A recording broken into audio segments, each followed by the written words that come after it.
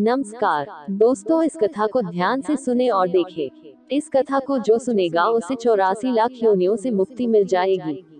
हाँ, आप लोगों ने सही सुना। तो चलिए जानते हैं ये कहानी। एक बार की बात है कि यशोदा मैया प्रभु श्री कृष्ण के उल्लाहनों से तंग आ गईं और छड़ी लेकर श्री कृष्ण की ओर दौड़ी। जब प्रभु ने अपनी मैया को क्रोध में देखा तो वह अपना बचाव करने के लिए भागने लगे। भागते भागते श्री कृष्ण एक कुम्हार के पास पहुँचे।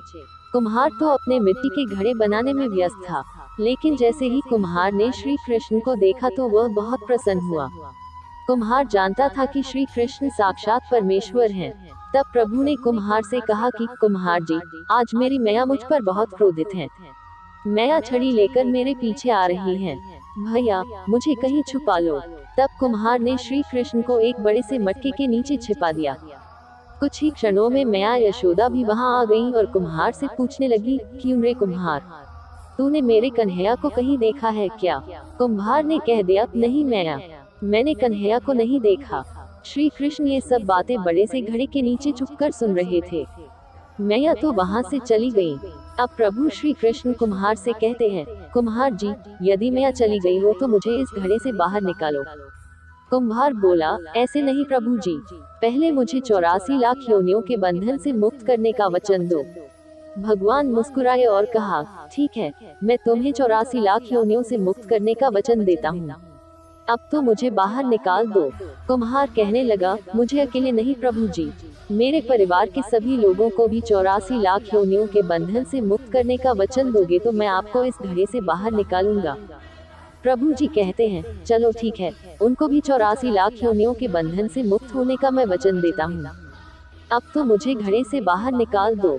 अब कुम्हार कहता है, बस प्रभु जी, एक विनती और है, उसे भी पूरा करने का वचन दे दो तो मैं आपको घड़े से बाहर निकाल दूंगा।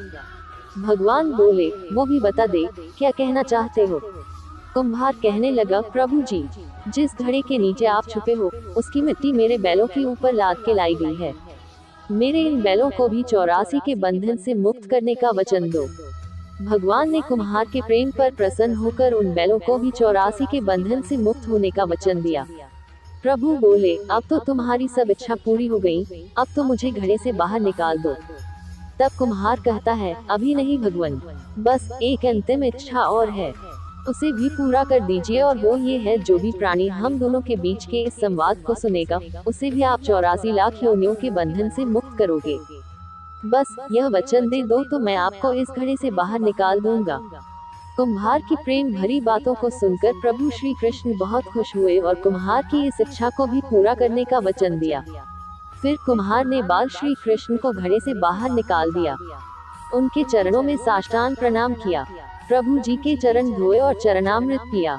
अपनी पूरी झोपड़ी में चरणामृत का छिड़काव किया और प्रभु जी के गले लगाकर इतना रोए कि प्रभु में ही विलीन हो गए। जरा सोच करके देखिए, जो बाल श्री कृष्ण 7 कोस लंबे चौड़े गोवर्धन पर्वत को अपनी इतनी अंगुली पर उठा सकते हैं, तो क्या वो एक घड़ा नहीं उठा सकते थे? लेकिन बिना प्रेम रीझे नहीं नटवर नंद किशोर। कोई कितने भी यज्ञ करे, अनुष्ठान करे, कितना भी दान करे, चाहे कितनी भी भक्ति करे, लेकिन जब तक मन में प्राणी मात्र के लिए प्रेम नहीं होगा, प्रभु श्री कृष्ण मिल नहीं सकते।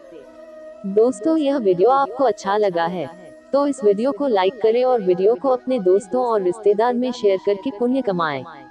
और हमारे चैनल को सब्सक्राइब करना ना भूलें। धन्यवाद।